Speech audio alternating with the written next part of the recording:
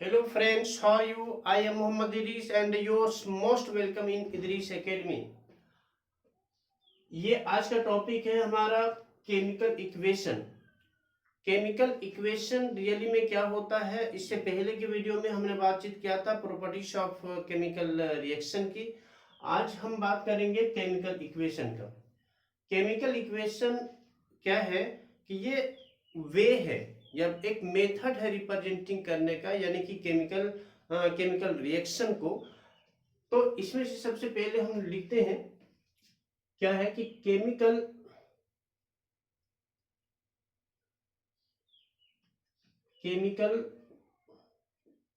Equation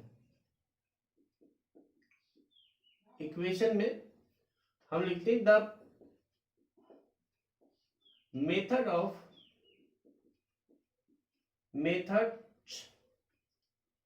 of representing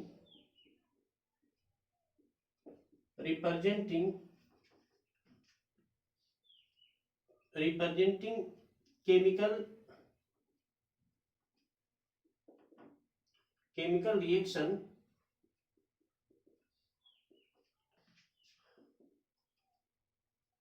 reactions with the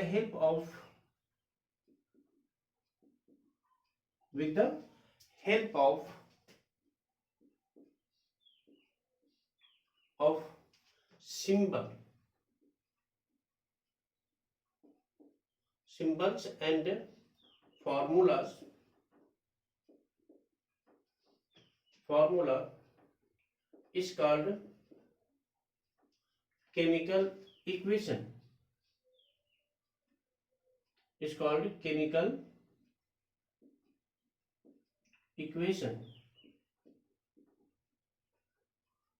है, ये chemical equation है। ये रियली में केमिकल इक्वेशन दो टाइप का है। रियली में हम किसी भी केमिकल इक्वेशन को या केमिकल रिएक्शन को हम दो वे से रिप्रेजेंट कर सकते हैं। एक तो होता है उसका स्टेटमेंट लिखकर, और दूसरा होता है कि हम इसको सिंबल के रूप में, ठीक है ना। तो यहां पर हम लिख सकते हैं कि वी कैन रिप्रेजेंट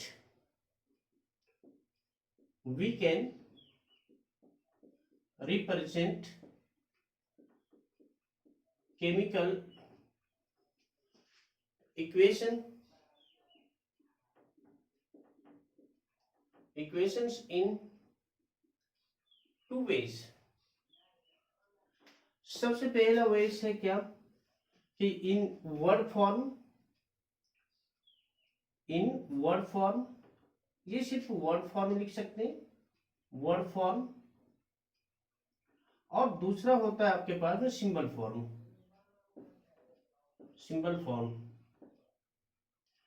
इसमें से क्या होता है कि वर्ड फॉर्म, यानी कि वर्ड फॉर्म से बेटर हमारा सिंबल फॉर्म होता है। सिंबल फॉर्म होने का मतलब ये चीज है कि वर्ड को हम पूरे वर्ड में हम क्या करते हैं, उसको लिख कर रिप्रेजेंट करते हैं। और यहाँ पर सिंबल है तो सिंबल यानी कि उसका सिंबल यूज होता है। जो हमारे एलिमेंट का जो एटॉमिक एलिमेंट का जो सिंबल है, उस सिंबल के थ्रू से हम रिप्रेजेंट करते हैं क्या, किसी भी रिएक्शन को, यानी केमिकल रिएक्शन को। ठीक है, अब यहाँ पर हमें बात करनी है कि सपोज करते हैं हमारे पास में क्या है कि एक हम एक्सपेरिमेंट ले लेते हैं। जैसे ये कोनिकल क्या है, फ्लास्क है, और अगर हम इसमें, ये कोनिकल फ्लास्क है, इस कोनिकल फ्लास्क को अगर हम क्या करते हैं, इसके थ्रू से कॉर्क के थ्रू से एक अगर हम ग्लास ट्यूब निकालते हैं, फिट कर देते हैं इसमें से, और फिट करने के बाद क्या ये कॉर्क है, क्या ये कॉर्क है, और कॉर्क के थ्रू से मैंने इसको फिट कर दिया। और इसमें से क्या क्या डाइल्यूटेड सल्फ्यूरिक एसिड ले लिया। ये क्या है, डाइल्यूटेड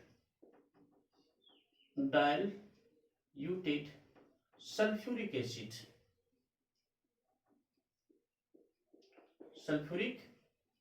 एसिड ले लिया। और इसमें से कुछ मैंने क्या जिंक का मतलब कि छोटा छोटा पीस इसमें से डाल दिया। और उसके बाद क्या क्या कॉर्क्स को, यानी कि ये क्या है, ग्लास ट्यूब है या टेस्ट, यानी कि इसको बोलते हैं ग्लास ट्यूब, ग्लास ट्यूब है।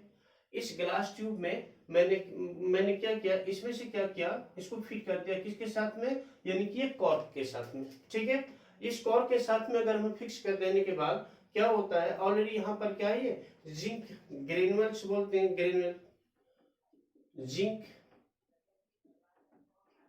ग्रेनुअल, ठीक है ना, ग्रेनुअल्स।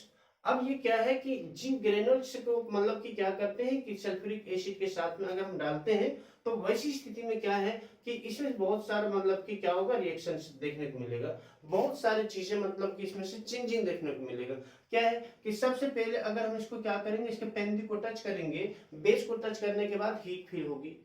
दूसरी यानी कि क्या हो गया, टेम्परेचर चेंज हुआ, इसमें से क्या हो गया, स्टेट भी चेंज होगा, क्योंकि ऑलरेडी ये क्या होगा कि कुछ ना कुछ गैसेस इसमें से होगा, और ये गैसेस कौन सा गैस होगा, ये हाइड्रोजन गैस। क्या हो, कौन सा गैस होगा, हाइड्रोजन गैस। बहुत ही छोटा लिखने को मिल रहा है, इसको बोलते हैं हाइड्रोजन गैस, हाइड्रोजन गैस यानी H2 की बात करते हैं। ठीक है, यहां पर मिलेगा। और ये जिंक है Zn, इसको क्या बोलते हैं, H2SO4। ठीक है, अब यहाँ पर जब इसके साथ में क्या करते हैं, अगर रिएक्शन करवाते हैं तो ऐसी स्थिति में हमारे पास में क्या है कि जैसे कि हम इसको ऐसे भी लिख सकते हैं ना कि zinc plus sulphuric acid, sulphuric acid ये क्या बनाएगा, जिंक सल्फेट। क्या बनाएगा, zinc sulphate, zinc sulphate,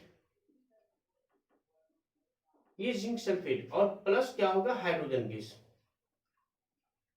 hydrogen gas.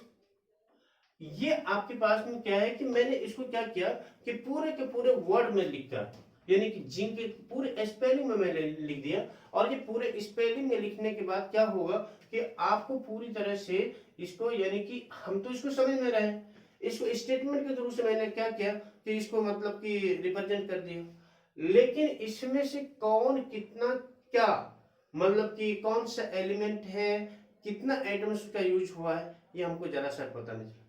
इस तरह के रिप्रेजेंटेशन को हम बोलते हैं वर्ड इक्वेशन। क्या बोलते हैं इसको हम, वर्ड इक्वेशन। ये क्या है, वर्ड इक्वेशन, ये वर्ड इक्वेशंस। ठीक है ना, और इस वर्ड क्योंकि वर्ड के रूप में मैंने इसको रिप्रेजेंट किया है। ठीक है, अब क्या है कि अगर यही चीजें हम देखेंगे क्या कि यहाँ पर हमारे पास में है जिंक है, सल्फ्यूरिक एसिड है, ये मिलने के बाद क्या होता है, जिंक सल्फेट बनता है और हाइड्रोजन गैस बनता है। इसमें से हमें पूरी इसका इंफॉर्मेशन नहीं पता चल पाता है। अब हम इसके बाद क्या करेंगे कि इसको हम सिंबल रूप में भी क्या कर सकते हैं, इसको रिप्रेजेंट कर सकते हैं। कैसे रिप्रेजेंट करेंगे, जिंक का सिंबल है हमारे पास में Zn प्लस, सल्फ्यूरिक एसिड का है H2SO4। जब हम इसको रिएक्ट करवाते हैं तो ऑलरेडी इसके पास में कौन सा पॉजिटिव आयन होता है, इसके पास में पॉजिटिव, और ये ऑलरेडी नेगेटिव है। ठीक है, सल्फेट का। और ऑलरेडी क्या होगा कि जब भी मतलब कि कंबाइन करेगा वो क्या करेगा, पॉजिटिव नेगेटिव के साथ, क्योंकि ऑलरेडी यहाँ पर हमारे पास में क्या है, हाइड्रोजन क्या है कि वीकर है, किसके कंपैरिजन में, जिंक के कंपैरिजन में। तो जिंक क्या करेगा, हाइड्रोजन को डिस्प्लेस करेगा, तो ये क्या बना लेगा, zinc sulphate, zinc sulphate plus H2, यानी कि हाइड्रोजन गैस को डिस्प्लेस करेगा। तो इसमें से हमारे पास में क्या है कि ये जिंक यानी कि इसका सिंबल, यानी कि सल्फ्यूरिक एसिड H2 का मतलब हो गया हाइड्रोजन का 2 एटम यूज हुआ है, सल्फर का 1 एटम यूज हुआ है, और इसमें से ऑक्सीजन का 4 एटम यूज हुआ है। क्या हम चेक कर लेते हैं कि जिंक सल्फेट और प्लस H2 ऑलरेडी ये हमारे पास में क्या होता है कि ये खास तौर से जो इस तरह से जो होता है इसको हम क्या बोलते हैं कि ये सिंबल इक्वेशन। क्या है ये, बोलो, ये सिंबल इक्वेशन हम यहाँ पर रिप्रेजेंट करते हैं, यहाँ पर हम शो करते हैं सिंबल इक्वेशन, सिंबल इक्वेशन। ये सिंगल इक्वेशन, ठीक है ना। अब ये सिंगल इक्वेशन के बाद क्या है कि हमारे पास में, यानी कि देखिए इसके पहले वीडियो में हमने बातचीत किया था रिएक्टेंस एंड क्या होगा प्रोडक्ट का। जो ये एरो है, एरो के लेफ्ट साइड में जिसको हम बोलते हैं क्या, रिएक्टेंस। रिएक्टेंस, रिएक्टेंस जो ऑलरेडी क्या है कि ये जिसमें से मतलब कि क्या होता है, जो ऐसा सब्सटेंस जो केमिकल रिएक्शन में क्या करता है कि वो भाग लेता है। ऐसा ऐसा मतलब कि क्या होता है, सब्सटेंस जो केमिकल रिएक्शन में वो क्या करता है कि अपना रोल प्ले करता है, इसको बोलते हैं क्या, यानी कि रिएक्टेंस। और ये हमारे पास में क्या है, यानी कि प्रोडक्ट। क्या ये प्रोडक्ट है कि नहीं, ये प्रोडक्ट इसको हम बोलते हैं प्रोडक्ट। ये क्या चीज है, रिएक्टेंस हमें जस्ट मतलब कि किधर की तरफ, लेफ्ट हैंड साइड में हमें लिखा रहता है रिएक्टेंस, यानी कि ये एरो है, एरो, ये एरो के जस्ट लेफ्ट साइड में क्या होता है, रिएक्टेंस है।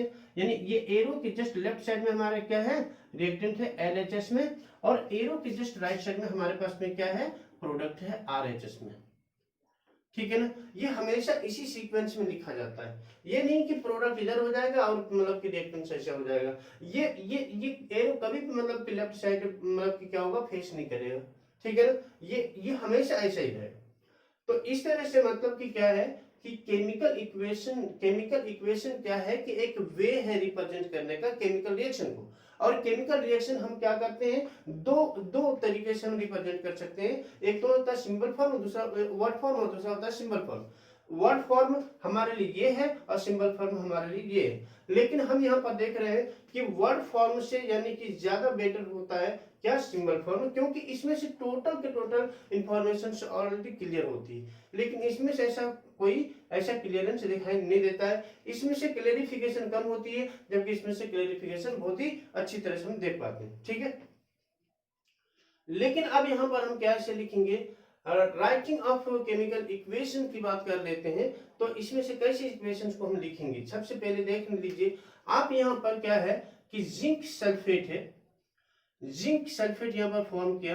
ये जिंक और मतलब सल्फ्यूरिक एसिड के साथ रिएक्ट करने के बाद क्या होता है कि जिंक सल्फेट ये ऑलरेडी क्या है कि ये देखा जा रहा है कि जो मोर रिएक्टिव है वो लेस रिएक्टिव को डिस्प्लेस कर दिया और ये एक न्यू कंबाइन कर लिया। और ये न्यू कॉम्बिनेशन की वजह से क्या बन गया कि ये जिंक सल्फेट बन गया, ठीक है ना। और हाइड्रोजन गैस को क्या करता है, इवॉल्व करता है, कहीं पर कुछ, लेकिन ऑलरेडी हमारे पास में ऐसे हम क्या करते हैं, केमिकल इक्वेशन को रिप्रेजेंट करते हैं, ठीक है। अब हम बात करते हैं क्या कि बैलेंसिंग, यानी कि बैलेंसिंग की बात करते हैं। तो सबसे पहले केमिकल इक्वेशन बैलेंस के रूप में दो तरह से हम देख सकते हैं। एक तो होता है बैलेंस, दूसरा होता है अनबैलेंस्ड केमिकल इक्वेशन। चेक करते हैं बैलेंस्ड केमिकल इक्वेशन क्या है कि बैलेंस्ड केमिकल इक्वेशन में से क्या है, balanced chemical equation, chemical equation. आखिर ये बैलेंस्ड केमिकल इक्वेशन क्या है, बैलेंस्ड केमिकल इक्वेशन ये चीज होता है ना कि जो number of reactants, number of atoms of element in the reactants is equal to number of atoms of element in the product. ये बिल्कुल सेम होना चाहिए। यानी दो बेसिस पर हम इसको क्या कर सकते हैं, नंबर बेसिस पे, मास बेसिस पे, इसको हम क्या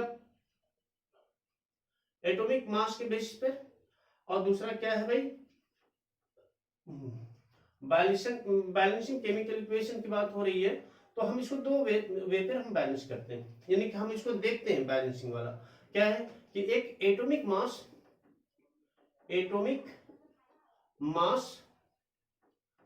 law of conservation of mass की बात हो रही है, law of conservation of mass की बात होगी, एटॉमिक मास और एटॉमिक नंबर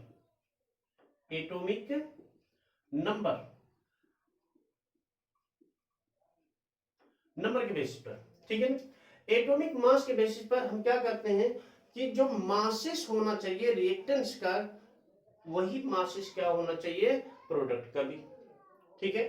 अगर ये तो यहां पर क्या होता है कि एटॉमिक, यानी कि कहने का मतलब the law of conservation of mass के अकॉर्डिंग क्या होता है कि कोई भी अगर क्या होता है कि सब्सटेंस केमिकल चेंज के अंदर जाता है उसमें से ना तो एटम में किसी तरह का डिफरेंस होती है और ना ही उसके मास में, सिर्फ, और केमिकल रिएक्शन क्या होता है, सिर्फ रीअरेंजमेंट ऑफ क्या है, एटम्स का है, एटम्स ऑफ एलिमेंट्स की बात हो रही है।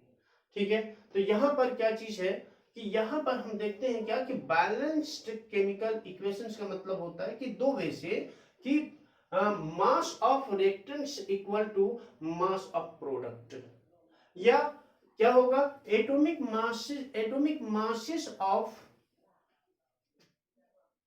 chemical equations are equal to the mass of product and mass of reactants। ठीक है, इसमें से तो सबसे पहले हम यहां पर बात कर लेते हैं एटॉमिक नंबर की, यानी कि हम बात करते हैं कि यहां पर हम इसको बिल्कुल शॉर्ट वे में लेके जाएंगे कि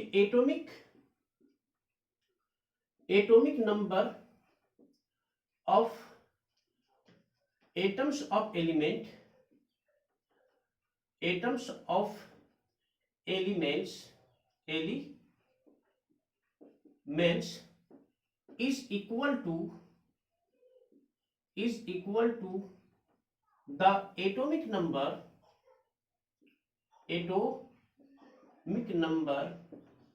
of atoms of elements in the product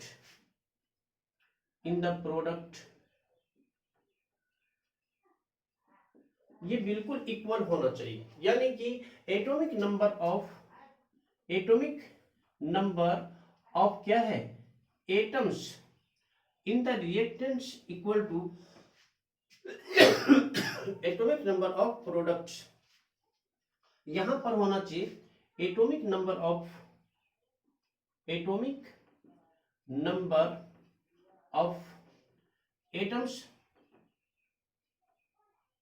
atoms in reactants equal to क्या होता है कि एटॉमिक नंबर ऑफ एटम्स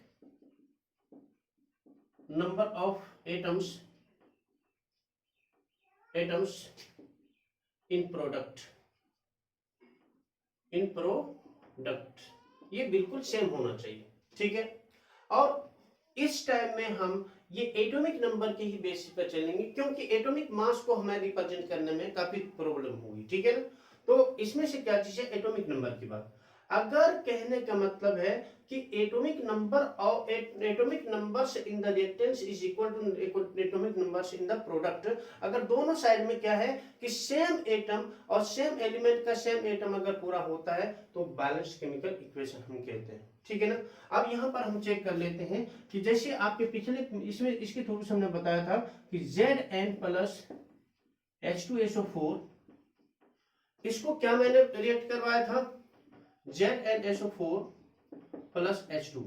ठीक है, अब हम यहां पर देख लेते हैं क्या, जिंक 1 है तो यहां पर जिंक का एक एटम, हाइड्रोजन का 2 है तो हाइड्रोजन का 2 एटम, सल्फर 1, ऑक्सीजन 4। ठीक है ना, तो इस तरह से दोनों साइड में क्या है कि नंबर ऑफ एटम्स सेम है, किसमें, number of atoms in product, इसलिए ऐसे इसको हम बोलते हैं बैलेंस्ड केमिकल इक्वेशन। ठीक है, अब क्या होता है कि अगर यही चीजें क्या होगा, डिफर होगा, तो डिफर होने की वजह से क्या होगा, कोई बैलेंस नहीं रहेगा और उसको हमें क्या करनी होती है, बैलेंसिंग करनी होती है। यही नहीं, अगर इसको हम क्या करते हैं कि इसको अगर हम किसके थ्रू से यानी कि रिप्रेजेंट करते हैं, जैसे आपके पास जिंक के साथ में हो गया, उसी तरह से आपके पास में क्या हो गया कि इसको अगर हम सोडियम के साथ भी कर सकते हैं, ठीक, लेकिन उसमें से क्या चीज है कि आपका ये क्या है, ये केमिकल यानी बैलेंस केमिकल इक्वेशन है। ठीक है, उसके बाद हम चलते हैं अनबैलेंस्ड पर। अनबैलेंस में क्या है कि ऑलरेडी हमारे पास में unbalanced chemical equation, unbalanced chemical equation इसको हम क्या करते हैं कि एक इसमें से क्या होता है कि number of atoms of element in the reactant is not equal to number of atoms in the product. कहीं भी हो सकता है, ठीक है। इसमें से क्या लिखेंगे हम कि number of atoms in the reactants, atoms of element, atoms of elements, elements in reactants, reactants is not equal to क्या बोलते हैं कि number of atoms in the atoms of element, elements in the product, ठीक है ना, products. ये same नहीं होता, यानी कि atoms of number of atoms का मतलब है atoms in the reactant, atoms in the reactant is not equal two atoms in the product, ठीक है ना। तो ये क्या है, ये सेम नहीं होगा। अगर ये सेम नहीं होगा तो बैलेंस्ड नहीं होगा। इसको क्या बोल देंगे, अनबैलेंस्ड केमिकल इक्वेशन। क्या बोलेंगे इसको हम, unbalanced chemical equation, unbalanced chemical equation,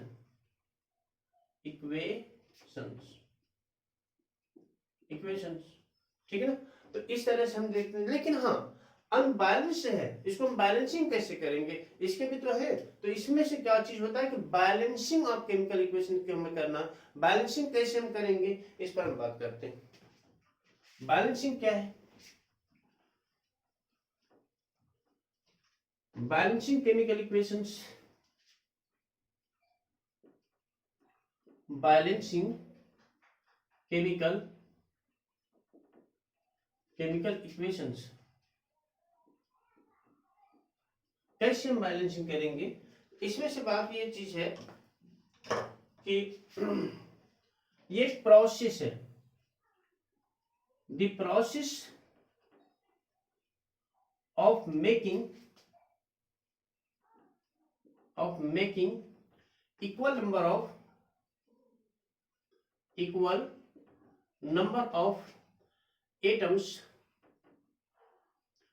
of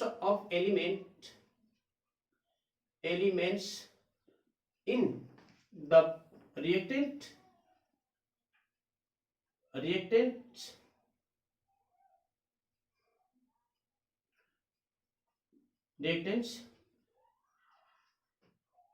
and in the क्या है, the process of making equal number of atoms of elements in reactants and in products. या तो यहाँ पर हम ये भी ऐड कर सकते हैं कि making equal number of atoms से तो बार बार ऐड करने की जरूरत नहीं है। In product is called balancing chemical equations,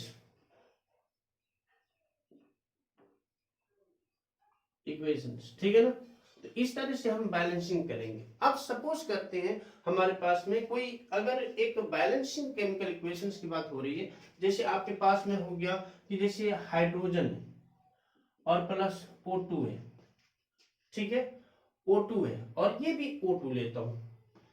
क्या इस तरह से अगर मैं यहां पर लिख दूं H2O, क्या बैलेंस है क्या? यहां पर हम क्या देखेंगे आपके साथ में कि ये बैलेंस नहीं लग रहा है, क्योंकि दो है और यहाँ पर दो हाइड्रोजन है और यहाँ पर कितना ऑक्सीजन है, दो है। लेकिन यहाँ पर दो हाइड्रोजन तो ठीक है, लेकिन ऑक्सीजन 1 है, ठीक है। इसीलिए हम इसको क्या कर लेते हैं, इसको हम डब्बा में ले लेंगे, बॉक्स बना लेंगे। बॉक्स बना लेने के बाद हमारे पास में फर्स्ट में ये चीज करेंगे, क्योंकि हमें हमारे पास देखिए element, product, reactant and product के बाद सबसे पहले हम इस तरह से नोट करेंगे। यहाँ पर हाइड्रोजन है, ऑक्सीजन है। हाइड्रोजन का जो एटॉमिक नंबर है कितना है, यहाँ पर 2 हाइड्रोजन है और यहाँ पर कितना है, इसमें से आपके पास में कितना है, ऑक्सीजन यहाँ पर 2 है। प्रोडक्ट की हम बात करते हैं, हाइड्रोजन तो 2 है, ऑक्सीजन 1 है, लेकिन ये ऑलरेडी इस तरह से हमारे पास वाटर ये बनेगा नहीं, ठीक है। इसीलिए हमें क्या करना होगा कि सबसे पहले इसको ये क्या अनबैलेंस्ड है ऑलरेडी, क्या ये अनबैलेंस्ड है, ठीक है। यहाँ पर ऑक्सीजन कितना है 1 है, तो ऑक्सीजन यहाँ पर 1 है, ये अनबैलेंस्ड है क्योंकि ये 2 है और ये 1 है, ऐसा नहीं हो सकता ना, इसीलिए ये क्या हो गया, अनबैलेंस्ड हो गया, अनबैलेंस्ड, अनबैलेंस्ड है। अब हम इसको बैलेंसिंग करेंगे, कैसे करेंगे बैलेंसिंग में, तो सबसे पहले ई पी और आर हम लिखेंगे, सॉरी ई आर पी, ई यहाँ पर हाइड्रोजन है, यहाँ पर ऑक्सीजन है, बिल्कुल सिंपल वे है। इसमें से क्या है, ये 2 ऑलरेडी हमारे पास है, हम इसमें से कुछ भी नहीं कर सकते, देख लेना। और पी आपके पास यहाँ पर 2 है, 2p, कहने का मतलब जब भी ये चीजें होगा तो हम इसको क्या करेंगे, यहाँ पर 1 है तो ये 2 बनाना है हमको, सबसे पहले 2 बनाने के लिए 2 से इसको मल्टीप्लाई करेंगे, और जब भी मल्टीप्लाई होगा एज अ होल होगा, यानी कि जब भी मल्टीप्लाई होगा तो यानी कि यहाँ पर क्या, यहाँ पर ओह माय गॉड, यहाँ पर 1 है, इसको हमें 2 करना है। अब 2 इसको कैसे कर सकते हैं, जब हम इसको क्या करेंगे, कंप्लीट वे से यहाँ पर क्या करेंगे कि 2 लेंगे, तभी ये 2 होगा। अब यहाँ पर 2 हो गया तो यहाँ पर आपके पास में क्या हो गया, हाइड्रोजन कितना हो गया, इसमें से H हाइड्रोजन हो गया यहाँ पर कितना, यानी कि 2 से इससे मल्टीप्लाई हो गया तो 4 हो गया, ये तो 2 हो गया, चलिए ठीक है, लेकिन ये 4 हो गया। अब इसको क्या करना है, यहाँ से इसको क्या करना है, 2 से मल्टीप्लाई करना होगा, तो 2 यहाँ पर हमें लेना है। अगर हम 2 यहाँ पर ले लेते हैं तो ऑलरेडी हमारे पास में क्या है कि ये यानी कि 2 2 क्या होगा, 4 होगा, 4 4 2 2 ऑलरेडी इक्वल हो गया। तो इस तरह से हमारे पास क्या हो जाएगा, ये बैलेंस अगर करते हैं तो बैलेंस के थ्रू से हम इस तरह से रिप्रेजेंट कर सकते हैं, जैसे 2H2 प्लस O, ये तभी ये बनेगा 2H2O, ठीक है। अब ये देख लेते हैं, 4 हाइड्रोजन, यहाँ पर एक, यहाँ पर है आपके पास में O2, एक है, 2 है, यहाँ पर भी 2 हो गया, ठीक है। इस तरह से हम क्या करते हैं, बैलेंस करते हैं, ठीक है। तो अनबैलेंस्ड केमिकल इक्वेशन को हम जिस प्रोसेस से बैलेंसिंग करते हैं उसी को, यानी जिस प्रोसेस से इक्वल नंबर ऑफ एटम्स को कंप्लीट करते हैं, चाहे तो प्रोडक्ट का हो या फिर किसका, रिएक्टेंट का हो, उसको हम बोलते हैं बैलेंसिंग केमिकल इक्वेशन, ठीक है। इस तरह से हम बैलेंस करेंगे, यही नहीं बल्कि इसके और भी बहुत सारा है, तो इस तरह से हम बैलेंसिंग करके शो करते हैं। इसके बाद है आपके पास में इक्वेशन को हम बैलेंस करते हैं ऐसे, उसी तरह से क्या है कि सबसे पहले हमें स्टेप्स होना चाहिए, स्टेप वाइज अगर हम लेके निकलेंगे तो उससे क्या है कि स्टेप वाइज, लेकिन हमें जल्दी में करना है, इसीलिए इसको क्या करना है कि हमें यहाँ पर जैसे कि आपके पास में है कि भाई एक कोई लेते हैं, जैसे यहाँ पर Fe प्लस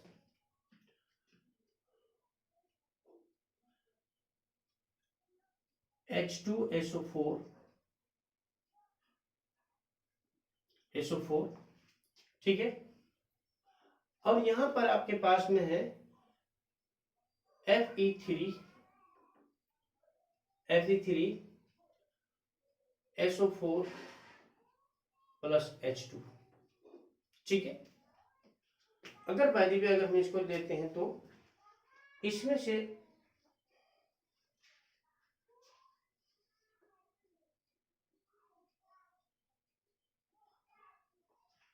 से है क्या, FeH2O, ठीक है। दूसरे साइड में एक मैं इक्वेशन ले लेता हूं, एक इक्वेशन है Fe3, यहां पर देखिए Fe3O4 और प्लस H2, ठीक है। अब यहां पर हम सबसे पहले देख लेते हैं क्या कि ये बैलेंस है, Fe1 है, यहाँ पर Fe3 है, ऑलरेडी यही से हमें पता चल गया कि बैलेंस नहीं है। हम इसको क्या करेंगे, डब्बा के अंदर हम इसको, इसके चारों साइड हम बॉक्स बना लेंगे, सभी में बॉक्स बना लीजिए, ठीक है, बॉक्स बना लिया। बॉक्स बनाने के बाद हम क्या देखते हैं कि यहां पर हमारे पास में है ई आर पी, यहां पर है आपके पास में एफ ई एच और ओ। एफ यहां पर है 1 में रिएक्टेंट में, हाइड्रोजन यहां पे 2 है और ऑक्सीजन 1 है। प्रोडक्ट की हम बात करते हैं, एफ कितना है 3 है, ओ कितना है आपके पास में 4 है, हो गया। हाइड्रोजन कितना है 2 है और ये 4 हो गया। ये बहुत प्रॉब्लम की बात हो रही है, यहाँ पर 1 है और यहाँ पर 4 है। हम क्या करेंगे कि ये 1 को कितने से मल्टीप्लाई करना होगा, ये 1 को 4 से है, 1 को कितने से करना होगा 4 से, 1 को करना होगा 4 से। क्या हम ये वाला 4 यहाँ पर ले सकते हैं? अब ऑलरेडी अगर हम यहाँ पर 4 ले लेते हैं, यहाँ पे 4 जब भी लेना है होल पे चेक कर लीजिए, तो आपके पास में सर क्या 4 2 8 हो गया। यहाँ पर कितना हो गया इसके पास में हाइड्रोजन कितना हो गया 4 2 8 और यहाँ पर 4 है। ये तो प्रॉब्लम है, ये 4 कैसे हो जाए, ये 8 कैसे होगा, जब इसको भी हम 4 से मल्टीप्लाई करेंगे तो 8 होगा। यहाँ पर ये 4 आ जाएगा और यहाँ पर आपके पास में क्या होगा, ये 4 आ गया। ओके, ठीक ठाक है। अब यहाँ पर हमें क्या करना है कि ये 4 ऑलरेडी यहाँ पर 4 आ गया, ये यहाँ भी आपके पास में क्या हाइड्रोजन 4 है, सेम ऑक्सीजन 4 हो गया। फेरस की बात हो रही है, इसको कितने से मल्टीप्लाई करेंगे 3 से, तो 3 आ जाएगा। तो क्या हम इसको 3 यहाँ पर ले सकते हैं? तो ठीक है, ये बैलेंसिंग हो गया, बैलेंस हो गया।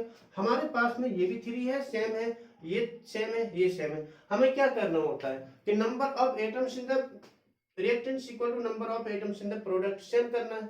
सेम हो गया हमारा बैलेंसिंग का पूरे का पूरा मतलब कि क्या क्राइटेरिया फुलफिल हो गया। अब हमें इसको पूरी तरह से फिर से रीअरेंजमेंट करके हमें लिख देना है। कैसे लिखेंगे इसको? इसको हम फिर से इसको ऐसे लिख सकते हैं कि 3Fe प्लस 4H2O, उसके बाद हमारे पास क्या हो गया कि Fe3O4 प्लस 4H2। इस तरह से ये क्या हो गया, बैलेंस्ड हो गया। तो इसको हम क्या बोलेंगे, बैलेंस्ड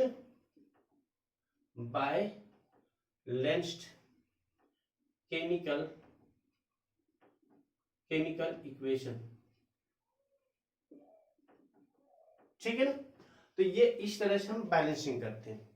अब ये बात हो गई क्या कि हम इसको फिजिकल स्टेट से चेंज ऑफ टेम्परेचर के बेसिस पे, तो हम इसको कैसे इंडिकेट करेंगे कि ये क्या है, कि ये कैसा है, यानी कि सॉलिड है, लिक्विड है, गैस है या एक्वियस है।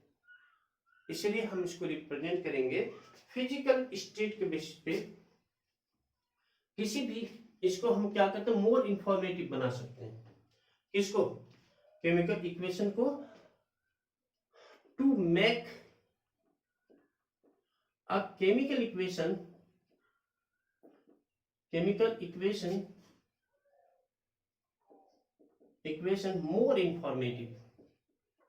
more informative।